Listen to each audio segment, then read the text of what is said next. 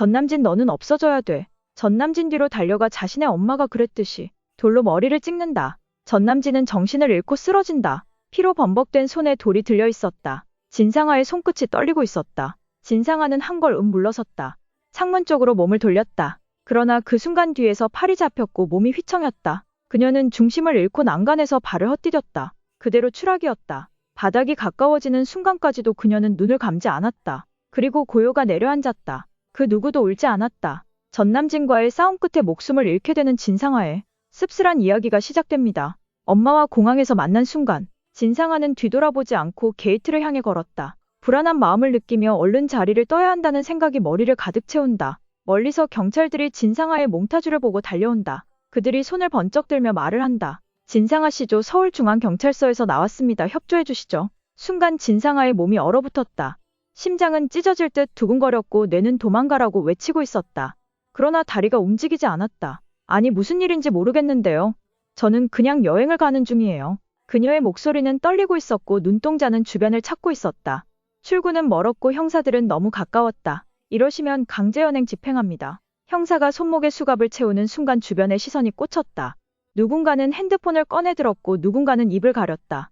진상아는 아무 말 없이 끌려갔다. 취조실은 차가웠다. 네모난 방 안 형광등 불빛 아래에서 진상아는 똑바로 앉아 있었다. 맞은편에는 검은 정장의 수사관이 앉아 있었다. 150억이 어디 있습니까? 진상아 씨. 대답하지 않았다. 다른 사람에게 흘러간 돈이 아닙니다. 본인이 계좌의 거래 내역도 확보되어 있어요. 지금 말하지 않으면 본인에게 불리합니다. 그녀는 입술을 깨물었다. 그리고 잠시 눈을 감았다. 경찰서 취조실 안. 형사들은 자료들을 들이대며 강하게 취조한다. 진상아 씨 묵비권을 행사보아야 소용없어요. 이렇게 다 증거가 있는데 무슨 발뺌을 하시는 겁니까? 그때 갑자기 머리를 감싸며 의자에서 몸을 비틀었다. 숨을 쉬지 못하는 듯 몸을 떨며 바닥으로 쓰러졌다. 수사관은 놀라서 일어났고 바깥으로 뛰쳐나가 의료진을 불렀다. 앰뷸런스가 도착하고 진상아는 산소 마스크를 낀 채 병원으로 실려갔다. 하지만 그것은 연극이었다. 병상 위 그녀의 눈이 서서히 떠졌다. 눈동자가 흔들리지 않았다. 병실 문이 조용히 열렸다.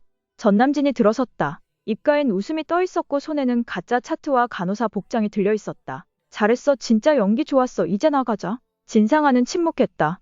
눈은 벽을 보고 있었고 손은 천천히 침대 시트를 움켜쥐고 있었다. 진상아는 천천히 일어났다. 링거줄을 풀며 몸을 일으켰다. 전남진이 문을 지키고 있었다. 그 시선이 불안하게 흔들렸다. 뭐야 진짜 날 도우려는 거였어. 진상아는 전남진을 바라보며 말했다. 그의 얼굴엔 짧은 침묵이 흘렀다. 그냥 그 돈이 필요했어. 그게 전부야. 진상아는 웃었다. 웃음엔 아무 감정이 없었다. 그럼 그렇지 누가 날 구하겠어. 그녀는 천천히 옷을 갈아입었다. 남진은 여전히 입구를 지키며 눈치를 살피고 있었다. 진상가가 썩은 미소를 지으며 말한다. 너 나 진심으로 탈출시키는 거 아니야. 그냥 돈을 가져가려고 한 거지 맞잖아. 전남진은 고개를 돌렸다. 대답하지 않았다. 진상아는 가방을 들었다. 손이 미세하게 떨리고 있었다. 내가 먼저 가. 방해하지 마. 그녀가 걸어나갔다. 복도는 조용했고 병원은 아무 일 없던 것처럼 차분했다. 그녀의 발소리만 바닥에 울렸다. 병원 현관 자동문이 열리고 찬 공기가 그녀의 뺨을 스쳤다. 어둠 속으로 사라지는 그 발걸음은 조용했지만 단호했다. 전남진은 창문 너머로 그 뒷모습을 지켜보았다. 말없이 손을 주머니에 넣고 서 있었다. 진상아는 병원을 벗어나자마자 인근 골목으로 향했다. 눈빛은 날카롭고 걸음엔 망설임이 없었다. 병원 근처엔 진상아 때문에 징계 먹게 생겼다고 한숨을 쉬는 경찰이 있었고 그녀는 그 시선을 피해 움직여야 했다. 정문은 감시가 심하다. 뒷문 쪽으로 돌아가 타이밍을 봐서 빠져야 해. 그녀는 스스로에게 중얼였다. 전남진이 말없이 따라붙었다. 조심스레 두리번거리는 그의 눈빛엔 초조함이 담겨 있었다. 진상아는 한 번도 뒤를 돌아보지 않았다. 담벼락 아래로 쭈그려 앉아있던 남자 하나가 손짓했다. 연락해 둔 차가 기다리고 있었다. 진상아는 문을 열고 타려다 멈칫했다. 뒷좌석에 누군가 있었고 그 시선이 차갑게 꽂혔다. 진상아는 문을 닫고 돌아섰다. 다른 차로 갈게. 이건 아니야. 전남진은 따라잡으며 물었다. 왜 이러는 거야? 이게 우리가 준비한 거잖아. 넌 준비했겠지. 나는 속았어. 진상아는 빠르게 길을 건넜고 택시를 잡았다. 그는 멀어지는 차를 바라보며 이가 갈렸다. 주머니 속 폰을 꺼내 들었다. 계획이 어그러졌어. 다른 방법을 써야겠어. 그의 목소리는 낮고 무거웠다. 진건축 본사 14층 회의실은 침묵으로 얼어붙어 있었다. 탁자 위엔 커피가 식어 있었고 벽면 모니터에는 붉은 글씨로 표시된 재무 보고서가 멈춰 있었다. 총자산 대비 150억 원이 증발한 기록은 누구도 부정할 수 없는 숫자로 남아 있었다. 피선주는 회의실 한켠에 앉아 있었다. 등받이에 몸을 깊숙이 기댄 채 팔짱을 낀 그녀는 아무 말도 하지 않았다. 고개를 숙인 임원들이 하나 둘 시선을 피했고 몇몇은 작게 한숨을 내쉬었다. 회계 담당 부장은 땀을 닦으며 말을 이었다. 이대로 가면 다음 분기 유동성 위기까지 몰릴 수 있습니다. 대표님 긴급자금 조달 없이는 버티기 어렵습니다. 그녀는 말없이 고개를 끄덕였다. 자신이 대표를 맡고 처음으로 받는 시험이었다. 그 지금까지 쌓아온 진건축의 신뢰가 순식간에 무너지고 있었고 언론에서는 이미 위기설을 대서특필하고 있었다. 부도를 피하려면 지금부터라도 단기 유동성을 확보하고 투자자들의 신뢰를 회복해야 했다. 내부 통제 시스템은 전면 재정비가 필요했고 이사회와 감사위원회의 압박도 버티기 어려울 수준이었다. 피선주는 조용히 손끝을 맞잡았다. 말을 아껴야 했다. 지금은 오히려 침묵이 전략이 될 수 있었다. 눈을 감고 심호흡을 하던 그녀는 다시 차분한 어조로 말했다. 금고 이중검수 도입하고 회계 전산 감사팀 외부 인력으로 교체하세요. 이사회는 다음 주로 당기고 오늘은 여기까지 합시다. 그녀의 목소리는 차분했지만 손끝은 미세하게 떨리고 있었다. 늦은 밤 진건축 대표실 안은 조용했다. 창밖으론 야경이 번져 있었고 실내를 밝히는 스탠드 조명만이 두 사람의 얼굴을 감싸고 있었다. 피선주는 서류철 사이에 손을 얹은 채 멍하니 무언가를 생각 중이었다. 눈가에 드리운 그림자가 피곤함을 숨기지 못했고 가끔씩 손끝을 부르르 떨며 깊은 한숨을 내쉬었다. 김소은은 책상 맞은편 소파에 앉아 조용히 그녀를 바라보고 있었다. 아무 말도 하지 않은 채 그저 숨소리로 그녀의 상태를 읽었다. 한참을 그렇게 바라보다가 그는 천천히 자리에서 일어나 그녀 옆에 앉았다. 오늘 하루도 너무 무리했어요. 선주씨 이젠 좀 쉬어요. 보고서도 내일 봐도 돼요. 피선주는 고개를 돌려 그를 바라보았다. 눈빛은 강했지만 눈물처럼 피로가 배어 있었다. 그녀는 말없이 고개를 숙였다. 김소은은 그녀의 어깨를 조심스럽게 감쌌고 그녀는 힘없이 기댔다. 괜찮은 척 안 해도 돼요. 나밖에 없잖아요. 여기서 선주씨 편 들어줄 사람. 그의 목소리는 낮고 부드러웠다. 피선주는 눈을 감고 작게 고개를 끄덕였다. 그 작은 움직임 하나에 김소은은 더 이상 말을 잇지 않았다. 대신 그녀의 손을 잡은 채 말없이 곁에 있었다. 사랑은 말보다 오래 남는 손길이었고 그날 밤 대표실의 불빛은 유난히 오래 꺼지지 않았다. 다음날 서울지방경찰청 수사과장은 김소호와 만났다. 현재까지의 수사 내용에 대한 브리핑이었다. 현재 해외 출국 금지가 발동되었고 최근 지하철역 근처에서 목격된 이후 행방 요연합니다. 밀항 가능성도 조사 중입니다. 김소호는 고개를 끄덕이며 각자의 자료를 넘겼다. 지도엔 그녀의 마지막 동선이 붉은 선으로 표시되어 있었다. 항구, 터미널, 외곽 모텔까지 다양한 루트가 조사 대상에 올랐다. 전남진은 아직 포착된 바 없습니다. 하지만 진상아의 움직임과 연관성이 높아 공범 가능성 배제하지 않고 있습니다. 김소호는 절박한 심정으로 말했다. 과장님 현재 저희 상황이 너무 심각합니다. 사실 이 자금이 회수되지 못하면 저희는 부도위기에 처해 있습니다. 꼭 잡아주셔야 됩니다. 회의실은 무겁게 가라앉았고 담당 수사과장은 이어서 말했다. 내일부터 수사 인력을 2배 더 확장하겠습니다. 최대한 빨리 자금이 회수될 수 있도록 노력하겠습니다. 하지만 작정하고 숨은 진상아를 잡는다는 건 정말 쉬운 일이 아니었다. 그렇게 진건축도 한 사람의 횡령으로 인해 점점 무너져가고 있었다. 도심 외곽의 한 낡은 원룸 건물 앞에 멈춰선 진상아는 주위를 몇 번이고 확인한 뒤 조심스럽게 현관문을 열었다. 벽지는 뜯겨 있었고 계단은 삐걱거렸으며 어딘가 오래된 먼지 냄새가 배어 있었다. 이곳은 그녀가 마지막으로 스위스 계좌로 연결된 폰을 숨겨두었던 곳이었다. 그녀는 2층 끝방으로 향하며 숨을 가다듬었다. 문을 열자 어둠 속에서도 금고의 윤곽이 드러났다. 낡은 책상 아래에 숨겨진 철제 금고는 여전히 제자리에 있었고 그대로 열쇠를 꺼내 조심스럽게 돌렸다. 철컥 소리와 함께 뚜껑이 열리자 안쪽에는 정리된 봉투들이 줄지어 있었다. 핸드폰은 그대로 잘 있었고 그녀는 손으로 감싸며 희열을 느끼고 있었다. 전남진이 이걸 알면 분명 뺏으려고 하겠지. 그런 생각이 들자 진상아의 눈빛은 더욱 단단해졌다. 더는 누구도 믿을 수 없었다. 그녀는 재빠르게 봉투들을 다시 정리해 작은 여행 가방에 집어넣고 숨겨두었던 보조 금고도 점검했다. 밖에서 들려오는 발소리에 그녀는 화들짝 놀라며 구석에 숨었다. 누가 온 걸까? 혹시 벌써 위치가 노출된 건 아닐까? 숨죽인 채 문 쪽을 바라보던 그녀의 이마에 천천히 식은땀이 맺혔다. 진상아는 창문 너머 골목을 한참이나 바라보았다. 건물 너머로 들리던 발소리도 없어졌다. 그녀는 재빨리 전화를 들어 누른 번호는 단 하나였다. 엄마 지금은 받아야 해. 제발 받아줘. 이대로는 안 돼. 하지만 수화기 너머로 들리는 건 반복되는 연결음과 결국 들려오는 이 번호는 없는 번호입니다. 라는 차가운 기계음뿐이었다. 심순애의 번호는 더 이상 존재하지 않았다. 진상아는 핸드폰을 내려다보며 한참을 멍하니 서 있었다. 사라질 리 없던 사람이 갑자기 사라졌다는 공포와 당황스러움이 동시에 밀려들었다. 그녀는 서둘러 근처 편의점으로 들어가 작은 충전기를 사고 계산대 옆 구석에서 핸드폰을 연결해 다시 전원을 켰다. 혹시라도 어머니에게서 온 메시지가 있지 않을까 싶어 조마조마한 손으로 화면을 넘겼지만 어디에도 심순애의 흔적은 없었다. 불안이 가슴 깊이 파고들었다. 만약 엄마가 진작에 도망친 거라면 나만 이 판에 남겨진 거야. 그녀는 턱을 들어 올리며 허공을 바라보다가 다시 생각을 정리하려 했었다. 심순애는 원래 이런 식이었다. 위기에서 도망칠 줄 아는 사람, 자기만 살아남을 줄 아는 사람, 그런 엄마를 믿고 계획을 세운 내가 바보였다. 진상아는 주머니 속에 접어넣어둔 두 번째 휴대폰을 꺼냈다.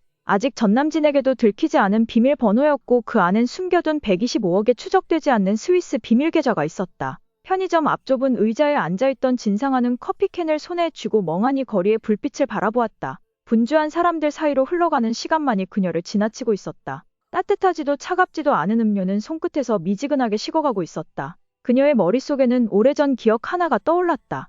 초등학교 운동회 날 회색 트레이닝복을 입은 어린 진상아는 줄넘기 줄에 걸려 넘어졌고 무릎이 까진 채 울음을 터뜨렸다. 아이들이 웅성이는 사이 끝까지 그녀를 일으켜준 사람은 선생님도 친구도 아닌 반대편 담벼락에서 혼자 담배를 피우고 있던 엄마였다. 엄마는 늘 그런 사람이었다. 어디에 있어도 모든 걸 책임지지 않았고 언제나 자기 생각이 먼저였고 심지어 딸이 넘어졌을 때조차 먼저 달려오지 않았다. 무릎을 붙잡고 울던 그날도 엄마는 다가오지 않았고 대신 다리를 질질 끌며 엄마 쪽으로 다가갔던 건 어린 진상아였다. 도심과 조금 떨어진 조용한 골목 끝 작은 오피스텔 건물 앞에서 진상아는 다시 한번 뒤를 돌아보았다. 이미 해는 저물고 있었고 거리의 가로등은 하나 둘 불이 켜지기 시작했다. 사람들은 각자의 하루를 마무리하듯 바쁘게 움직이고 있었지만 그녀는 홀로 멈춰 서 있었다. 비밀번호를 누르고 엘리베이터에 올라타자 무심한 기계음이 조용히 공간을 채웠고 그녀의 심장은 여전히 두근거리고 있었다. 문이 열리자 오래전 자신이 계약했던 월세방이 눈앞에 펼쳐졌다. 작고 어두운 공간이었지만 지금 이 순간 그녀에겐 유일한 도피처였다. 가방을 내려두고 창문을 가리며 불을 켰고 거실 한쪽에 있던 작은 서랍장을 열자 서류 뭉치와 함께 검은 USB 하나가 나타났다. 그녀는 그것을 꺼내 침대에 앉아 천천히 살펴보았다. 안에는 위조 신분증과 약간의 현금이 들어있었다. 혹시나 하는 상황에 대비해 자신이 따로 준비해 놓은 도피 가방이었다. 심장이 다시 빠르게 뛰기 시작했다. 누군가 문을 두드릴까 두려웠고 경찰이 들이닥치기라도 한다면 이 가방은 더 이상 의미가 없을 거란 생각이 들었다. 그래도 그녀는 혹시 모를 상황을 대비해 가방을 침대 밑에 넣어두었다. 모든 불을 끄고 작은 탁상등만 켠 채 진상아는 침대 모서리에 앉았다. 바깥의 소음은 희미하게 들려왔고 머릿속은 복잡하게 엉켜 있었지만 지금 이 순간만큼은 겨우 숨을 고를 수 있는 시간이었다. 차창 너머로 흐르는 가로등 불빛이 연속적으로 스쳐 지나갔다. 전남진은 조용히 운전석에 앉아 핸들 위에 팔을 올린 채 눈을 가늘게 떴다. 그의 입꼬리는 아무 감정도 담기지 않은 채 반쯤 올라가 있었고 무릎 위에 놓인 태블릿 화면에는 한 건물의 인면도가 선명하게 떠 있었다. 그가 추적하고 있는 건 단지 사람 하나가 아니었다. 돈이었고 자존심이었고 이제는 자신이 잃을 수도 있는 전부였다. 진상아는 어디로 갔을까? 흔적 없이 사라졌지만 분명히 어딘가에 있을 거야. 그는 그녀의 움직임을 하나씩 계산하며 좁혀가고 있었다. 차 안에는 낮게 깔린 재즈가 흐르고 있었지만 전남진의 머릿속은 쉴 틈 없이 돌아가고 있었다. 휴대폰에 저장된 진상아의 과거 위치 기록과 그가 따로 모아둔 CCTV 캡처 이미지들이 하나씩 화면을 채웠다. 그리고 그 중심엔 오래된 오피스텔 건물 하나가 있었다. 전화는 하지 않았다. 그는 누군가에게 들키고 싶지 않았다. 대신 블루투스 이어폰을 착용한 채 조용히 운전대를 돌렸고 GPS 상 위치를 확인하며 골목으로 들어섰다. 늦은 밤거리는 고요했고 가로등 아래 그의 그림자가 길게 늘어졌다. 오피스텔에 도착한 그는 관리인에게 돈을 주고 CCTV 녹화 화면을 돌려보았다. 작은 모니터 속에서 화면이 조용히 바뀌고 있었다. 회색빛 복도와 엘리베이터 앞 공간이 반복적으로 비추어지고 있었고 그 중간중간 사람들의 실루엣이 흐릿하게 스쳐 지나갔다. 그 속에서 진상아의 모습이 어렴풋이 포착되었다. 그녀는 검은 모자를 눌러쓰고 있었다. 프레임 속 그녀의 움직임은 예상보다 침착했고 동선을 따라가며 특정 방으로 들어가는 모습이 분명하게 기록되어 있었다. 그가 머무는 이유는 단 하나, 그녀가 언제 다시 움직일지 몰랐기 때문이었다. 건물 입구 근처에 위치한 커다란 화분 뒤에 몸을 숨긴 전남진은 가끔씩 폰을 열어 영상을 다시 확인했다. 그녀가 방에서 나올 확률은 높지 않았다. 그러나 사람은 언제든 움직일 수 있다. 그의 계산은 철저했고 시선은 조금도 흐트러지지 않았다. 문득 뒤쪽 복도에서 낮은 발소리가 들렸다. 그는 반사적으로 자세를 낮추고 몸을 벽에 붙였다. 불빛 아래서 계단을 내려오는 낯선 그림자가 보였고 전남진은 조심스럽게 숨을 죽였다. 그러나 그것은 경비원의 순찰이었다. 그는 가방을 어깨에 다시 메고 엘리베이터 방향으로 사라졌다. 잠시 후 복도는 다시 고요해졌고 전남진은 모니터 화면 속 그녀의 방번호를 머릿속에 새기며 천천히 몸을 일으켰다. 다음 움직임은 단 하나, 문을 열게 만드는 것이었다.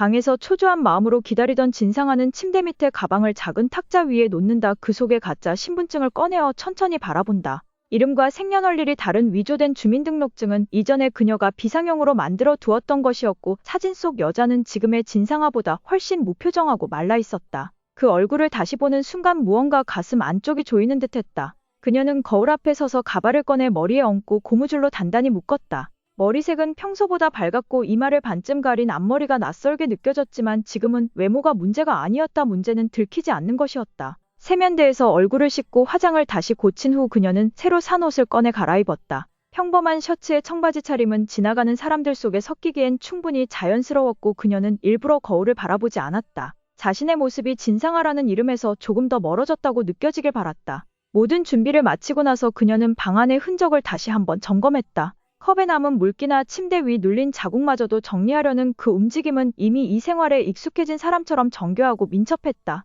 도어락 버튼을 누르고 문을 열기 직전 그녀는 한 번 더 문 뒤에 소리를 들었다. 낯선 기척은 없었다. 그녀는 빠르게 발을 내딛고 복도를 걷기 시작했다. 이미 새로운 사람이 된 듯한 표정으로. 엘리베이터를 타지 않았다. 계단을 올랐다. 발소리를 죽이며 층간을 확인했고 복도 끝 불 꺼진 오피스텔 뒷문 앞에 다다랐다. 문 너머의 기척을 느끼기엔 너무 조용했다.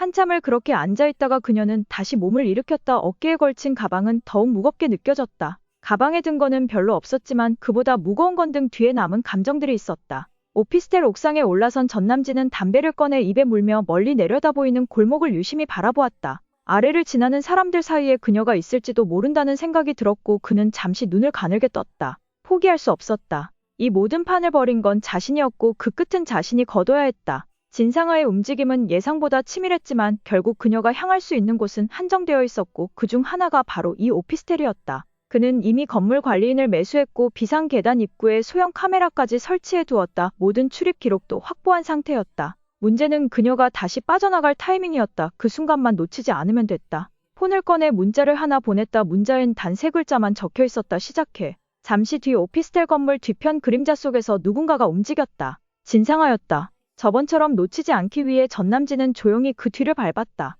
진상아는 복잡한 신호등을 지나 근처의 지하철 역사 안으로 들어가려던 찰나 뒤에서 누군가 따라오고 있다는 기척을 느꼈다. 고개를 돌려보지 않았지만 걸음의 박자와 시선의 무게감이 낯설지 않았다. 전남진이었다. 그녀는 그대로 지하철 역사 입구를 지나쳐 인근 편의점 안으로 몸을 숨겼다. 유리문 너머로 복도 너머의 그림자가 한참을 맴돌다 사라졌고 진상아는 그제야 안도의 숨을 내쉬었다. 주머니에서 작은 지갑을 꺼내며 손끝이 떨렸다. 검은색 가죽 지갑 안쪽 숨겨진 포켓 속에 얇고 납작한 USB 하나가 조심스럽게 자리 잡고 있었다. 그것은 단순한 백업이 아니었다.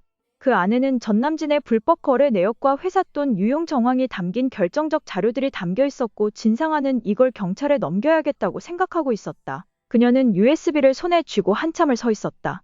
더는 이걸 품고 도망칠 수 없다는 판단이 들었다. 전남진이 자신을 뒤쫓지 못하게 하기 위해 경찰에게 넘겨야 본인이 편하게 도피할 수 있을 거란 생각이었다. 다시 지하철 역사로 향하던 길목에서 진상아는 방향을 틀었다. 도로 건너편에 위치한 오래된 다세대 주택 골목으로 사라졌다. 누군가 그녀를 따라오고 있다면 더 이상 평범한 동선은 위험했다. 그녀는 고개를 숙이고 골목 안쪽으로 빠르게 몸을 움직였다. 마치 익숙한 장소인 듯 움직임엔 망설임이 없었고 그 발걸음 사이로 또 다른 탈출로를 찾기 위한 계산이 이어지고 있었다. 낮게 깔린 골목의 어둠 속을 헤매던 진상아는 허름한 가정집 옆벽에 등을 기댄 채 숨을 몰아쉬었다. 땀이 이마를 타고 흘렀고 두 눈은 여전히 주변을 살피고 있었다. 손에 꼭 쥐고 있던 USB는 체온으로 미지근하게 데워져 있었다. 마치 그것이 지금 그녀의 뜨거운 분노를 흡수하고 있는 듯했다. 이대로 어디까지 도망칠 수 있을까? 설마 내 위조 신분증이 탄로 나는 거 아니야? 머릿속을 가득 채운 의심과 불안은 쉽사리 가라앉지 않았다. 전남진은 나를 돈으로만 보았다.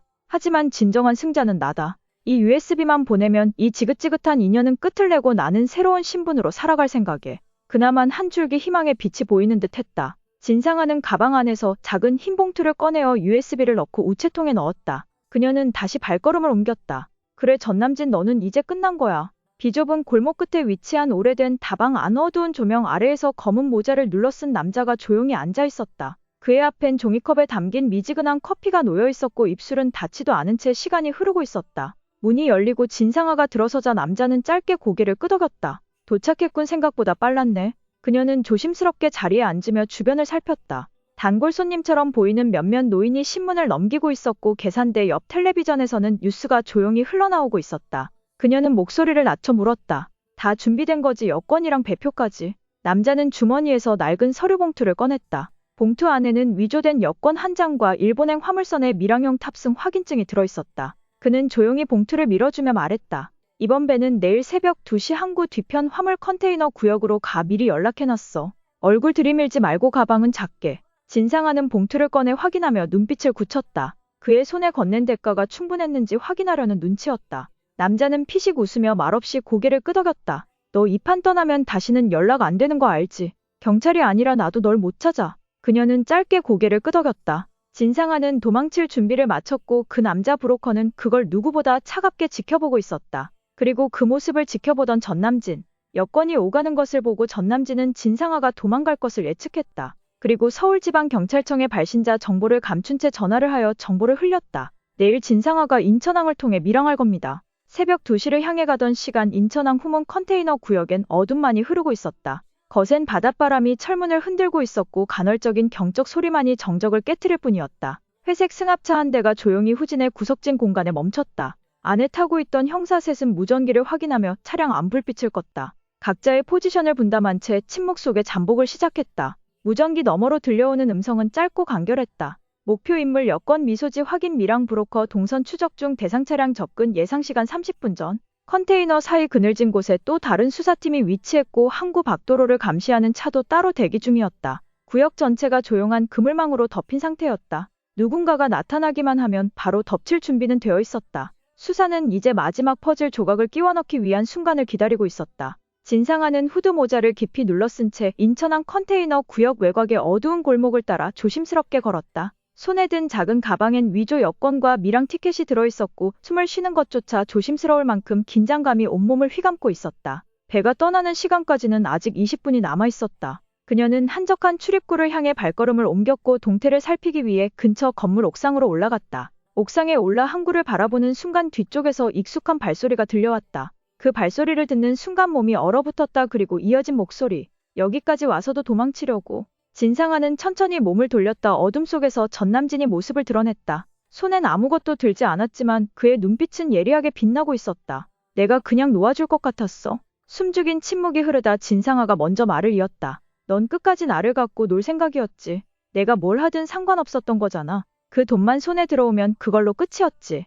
전남진이 비웃듯 말했다. 웃기지 마. 이미 도망자 신세면서 뭔 말이 많냐. 그냥 나한테 125억 넘겨. 진상아는 숨을 들이쉬며 가방을 움켜쥐었다. 그러고는 천천히 뒷걸음질 쳤다. 하지만 전남진도 다가오기 시작했다. 두 사람 사이의 거리가 점점 좁아졌고 긴장이 극도로 팽팽해졌다. 그 순간 진상아가 바닥에 떨어진 금속 파이프를 집어들었다. 전남진은 순간 멈칫했지만 곧 웃으며 말했다. 그걸로 나 때릴 수 있을 것 같아? 진상아의 손끝이 떨리고 있었고 눈동자는 이글거렸다. 할 수 있어. 이미 한 번 사람 죽였는데 두 번을 못 죽이려고. 그녀는 파이프를 강하게 쥔 채 전남진을 노려보았다. 다음 순간 어떤 일이 벌어질지 모르는 채 새벽의 어둠은 더욱 짙게 내려앉고 있었다. 말없이 서로를 노려보던 두 사람 사이에서 갑자기 바람이 크게 몰아쳤다. 진상아는 파이프를 든 손을 천천히 들어 올렸다. 전남진은 코웃음을 치며 한 발 더 다가왔다. 그러는 너는 뭘 할 수 있는데 여기서 다 끝내자고. 그 말이 끝나자마자 진상아의 손이 움직였다. 파이프가 전남진의 어깨를 스치듯 내리쳤고 그 순간 전남진이 중심을 잃고 휘청거리며 넘어졌다. 그는 놀란 듯 진상아를 바라봤다. 그 표정엔 분노도 있었지만 어디엔가 약간의 두려움도 깃들어 있었다. 진상아는 파이프를 다시 들지 않았다. 대신 숨을 헐떡이며 몇 걸음 뒤로 물러났다. 하지만 전남진이 몸을 일으키는 순간 그에게 밀려 벽에 부딪히고 말았다. 귓가에 그의 숨소리가 거칠게 스쳤다. 너 같은 애가 날 이기겠다고 착각하지 마. 그녀는 버둥거리며 손으로 그의 가슴팍을 밀었다. 파이프는 그녀의 손에서 미끄러졌고 어둠 속에서 두 사람의 몸이 엉켜 넘어졌다. 그 순간 그녀의 손에 큰 돌 하나가 만져졌다. 그리고 그 돌로 전남진의 머리를 가격했다. 30년 전 심순애가 피수희를 공격했던 것처럼. 전남진의 머리에서는 피가 흘렀고 몸에서는 힘이 빠지는 것 같았다. 그는 말이 없었다. 그저 어둠 속에 조용히 쓰러져 있었다. 진상아는 숨도 쉬지 못한 채 그의 움직임을 지켜보다가 천천히 뒤로 물러났다. 어떤 소리도 들리지 않았고 밤 공기는 더 차가워져만 갔다. 진상아는 쓰러진 전남진을 한동안 바라보다가 조심스럽게 몸을 돌렸다. 발걸음을 옮기려는 찰나 뒤에서 낮고 거친 숨소리가 들렸다. 그리고 예상치 못한 힘이 그녀의 허리를 감싸 안았다. 미친 듯이 버둥거리는 그녀의 몸을 전남진이 잡아챘고 둘은 그대로 철제 계단 쪽으로 밀렸다. 균형을 잃은 두 사람의 몸이 휘청이며 철랑간에 부딪히는 순간 진상아의 발이 허공으로 붕 떴다. 시간이 멈춘 것 같았다. 그녀의 몸은 천천히 기울었고 중력에 이끌려 아래로 떨어지기 시작했다. 머리카락이 바람에 흩날리고 코끝엔 철제 냄새가 스쳤다. 그녀는 눈을 감았다. 엄마의 뒷모습, 진건축 사무실, 150억 계좌, 어릴 적 본 하늘의 빛깔, 모든 것이 필름처럼 스쳐갔다. 난 그냥 살아남고 싶었을 뿐이야. 속으로 중얼이며 그녀는 점점 빠르게 낙하했다. 고요한 어둠이 갈라졌고 붉은 새벽빛이 멀어져 갔다. 쿵 하고 울리는 둔탁한 충격음이 골목을 찢었다. 바닥에 쓰러진 진상아의 몸 주변으로 피가 번져나갔고 전남진은 난간 너머 아래를 내려다본 채 숨을 몰아쉬었다. 붉게 물든 새벽빛이 항구 위를 물들였고 찬바람이 그의 머리칼을 흔들었다. 그 순간 그는 아무 말도 하지 않은 채 조용히 뒷걸음질 쳤다. 귓가에는 아직도 진상아의 마지막 비명이 아른거리고 있었다. 항구의 컨테이너 사이로 새벽 공기가 조용히 흘렀다. 사람 하나 움직이지 않는 골목 끝, 진상아의 몸은 여전히 바닥에 누워 있었다. 폐철제 위에 떨어진 충격은 몸 전체를 망가뜨려 놓았고 눈은 감긴 채 미동조차 없었다. 멀리서 경찰차의 사이렌 소리가 희미하게 들리기 시작했다.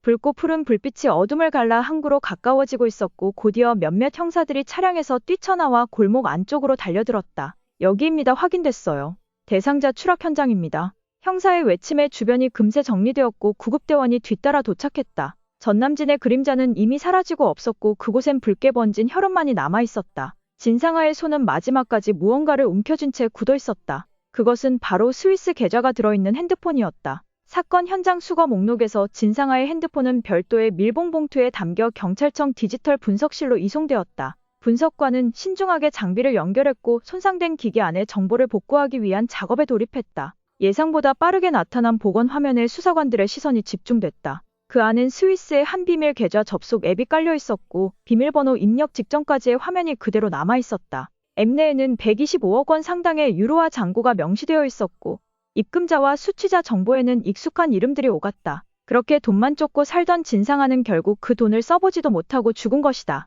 회색 하늘 아래 텅 빈 장례식장은 적막했다. 봄비가 흩날리듯 떨어지고 있었고 검은 천으로 덮인 관 앞에는 하얀 국화꽃 몇 송이만이 소리 없이 놓여 있었다. 검은 리본이 달린 영정사진 속 진상아는 밝게 웃고 있었지만 그 웃음은 너무나 낯설고 멀게만 느껴졌다. 피선주와 김소우 단 두 사람만이 조용히 장례식장에 발을 들였다. 두 사람은 말없이 걸음을 옮겨 진상아의 영정 앞에 섰고 짧은 묵념을 올렸다. 과거엔 앙숙이었던 사이였지만 그 순간만큼은 말없이 예를 다했다. 피선주는 조심스레 국화를 올렸다. 김소우는 그녀의 옆에 서서 가볍게 고개를 숙였다. 이렇게 될 줄은 몰랐네요. 김소우의 말에 피선주는 아무런 대답도 하지 않았다. 입술을 굳게 다문 채 영정을 바라보며 짧게 고개를 끄덕였을 뿐이었다. 서울지방경찰청 수사과에 도착한 갈색 회색 봉투 하나, 발신인은 기재되지 않았고 받는 사람은 단지 형사과장 귀하라고만 적혀 있었다. 수사관은 조심스럽게 봉투를 열었고 그 안에서 작은 USB 하나가 나왔다. 디지털 분석실에서는 즉각 내용을 확인했다. 암호화된 폴더 안에는 복구 가능한 영상 파일이 하나 존재했다. 재생된 화면 속 전남진이 그동안 저질러 불법 행위가 적혀 있었다. 이 정도면 증거로 충분하겠죠. 담당 수사관이 고개를 끄덕였다. 몇 시간 뒤 고급 오피스텔 앞에 잠복해 있던 수사팀이 조용히 문을 두드렸다. 전남진 씨, 서울지방경찰청입니다. 문 열어주세요. 안에서는 인기척이 없었다. 하지만 수사관의 눈빛은 확신에 차 있었다. 곧이어 영장이 제시되었고 문이 열렸다. 전남진은 평소처럼 단정한 차림에 여유로운 표정을 짓고 있었다. 무슨 일로 오셨죠? 형사는 말없이 수갑을 꺼내 들었다. 자금 횡령 및 범죄 은닉 혐의로 체포합니다. 변호사는 도착 후 접견 가능합니다. 찰칵 소리와 함께 수갑이 그의 손목을 감싸는 순간 전남진의 미소가 서서히 사라졌다. 정적이 흐르는 복도 그리고 낙엽이 흩날리는 초가을 오후의 바람이 창문 너머로 조용히 스며들고 있었다. 그는 돌아서기 직전 마지막으로 사진 속 진상아를 바라보았다. 그 눈빛엔 연민도 분노도 애도도 아닌 어떤 설명할 수 없는 복잡한 감정이 담겨 있었다. 장례식장의 하늘은 여전히 흐렸고 그곳엔 아무도 오지 않았다.